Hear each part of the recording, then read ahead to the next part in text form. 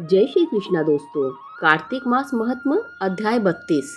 देवश्री नारद जी ने कहा, हे राजन, इस संबंध में एक अत्यंत प्राचीन इतिहास सुनो। बहुत पहले सतयुग में सुमति नाम का एक चंद्रवंशीय राजा था जो भगवान का परम भक्त था। सप्तद्वीपों में उसका शासन था। उसकी रानी सत्यवती भी ईश्वर भक्त और अत्यंत पतिव्रता थी। वह भगवान के सामने नृत्य करती तथा कार्तिक शुक्ल द्वादशी को भगवान के मंदिर में ध्वजा बांधा करती थी। एक दिन विभांडक ऋषि वहां पधारे। राजा रानी ने उनका अत्यंत आदर सत्कार किया। उन्हें ध्वजारोपण करते हुए देख ऋषि ने कहा, हे राजन, भगवान को प्रसन्न करने के लिए और भी अनेक साधन हैं, तब आपकी इस ध्वजारोपण में इतनी श्रद्धा क्यों है? यह सुनकर राजा ने कहा, हे मुनि, इसका अत्यंत अद्भुत एक इतिहास है जिसे मैं आपको सुनाता हूँ। राजा ने कहा, पूर्व जन्म में मेरा नाम मालिनी था। मैं ब्राह्मण होकर भी द्वेषी, कुकर्मी, महापापी और वेश्यागामी था। इन कुकर्मों के कारण मेरे बंधु बांधवों ने मुझे घर से निकाल दिया। इसके पश्चात वन में जाकर मैं एक टूटे फूटे विष्णु मंदिर में रहने लगा। मैं वन में जीव जंतु और मृग मार कर खाता और अपनी उदर पूर्ति किया करता था।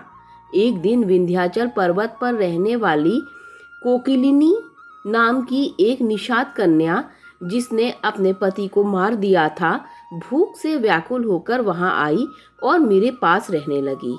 संयोगवश कार्तिक शुक्ल द्वादशी को हमने एक कपड़े को बांधकर झंडी सी बनाई और दोनों मदिरा पीकर झंडी हाथ में लिए सारी रात भगवान की मूर्ति के सम्मुख नृत्य करते रहे। करते रहने के कारण प्रातःकाल हम दोनों की मृत्यु हो गई। तब यमदूत हमें यम फांस में बांधकर मारते हुए यमराज के पास ले चले। उसी समय विष्णु भगवान के दूत विमान लेकर वहां आ गए और यमदूतों को धिक्कारते हुए बोले कि तुम सिर्फ पापियों को यमपुरी ले जा सकते हो, धर्मात्माओं को नहीं। इस पर यमदूत भी क्रोधित होकर बोले कि ये दोनों महापापी हैं। जीवन भर इन्होंने एक भी पुण्य कार्य नहीं किया है, इसी कारण हम इन्हें यमपुरी ले जा रहे हैं। तब विष्णु पार्षदों ने कहा कि यह अत्यंत खेद की बात है। तुम्हें धर्म अधर्म का तनिक भी ज्ञान नहीं है। यह ठीक है कि जीवन भर ये पाप कर्मों में लिप्त रहे हैं, परंतु कार्तिक शुक्ल द्वादशी को इन्होंने भगवान के मंदिर में ध्वजारोपण तथा नृत्य और गायन किया है। इससे इनके संपूर्ण पाप नष्ट हो गए हैं। अतएव ये विष्णु लोक जाने के अधिकारी हैं। भले ही उन्होंने अनजाने में यह सब किया है। इसके पश्चात विष्णु पार्षद हमें विमान में बिठाकर विष्णु लोक ले गए।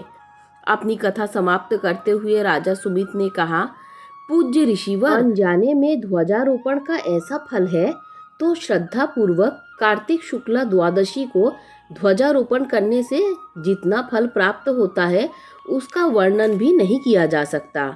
इतनी कथा सुनकर विभांडक ऋषि तप करने चले गए। ओम नमो नारायण, ओम नमो भगवते वासुदेवाय।